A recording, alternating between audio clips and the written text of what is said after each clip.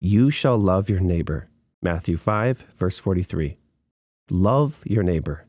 Perhaps he rolls in riches and you are poor, and living in your little cot side by side with his lordly mansion, you see every day his estates, his fine linen, and his sumptuous banquets. God has given him these gifts. Covet not his wealth. And think no hard thoughts concerning him. Be content with your own lot, if you cannot better it. But do not look upon your neighbor and wish that he were as yourself. Love him, and then you will not envy him.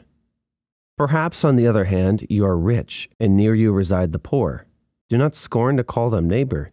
Own that you are bound to love them. The world calls them inferiors. In what are they inferior?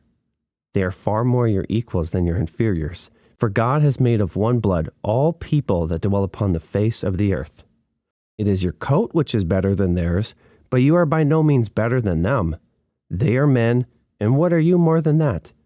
Take heed that you love your neighbor even though he be in rags, or sunken in the depths of poverty.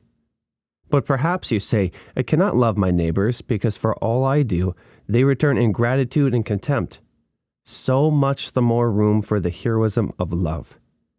Would you be a feather-bed warrior instead of bearing the rough fight of love? He who dares the most shall win the most, and if rough is your path of love, tread it boldly, still loving your neighbors through thick and thin. Heap coals of fire on their heads, and if they are hard to please, seek not to please them, but to please your master. And remember, if they spurn your love, your master has not spurned it, and your deed is as acceptable to him as if it had been acceptable to them. Love your neighbor, for in doing so you are following the footsteps of Christ. Comment Amen and subscribe for more devotionals and sermons from Spurgeon.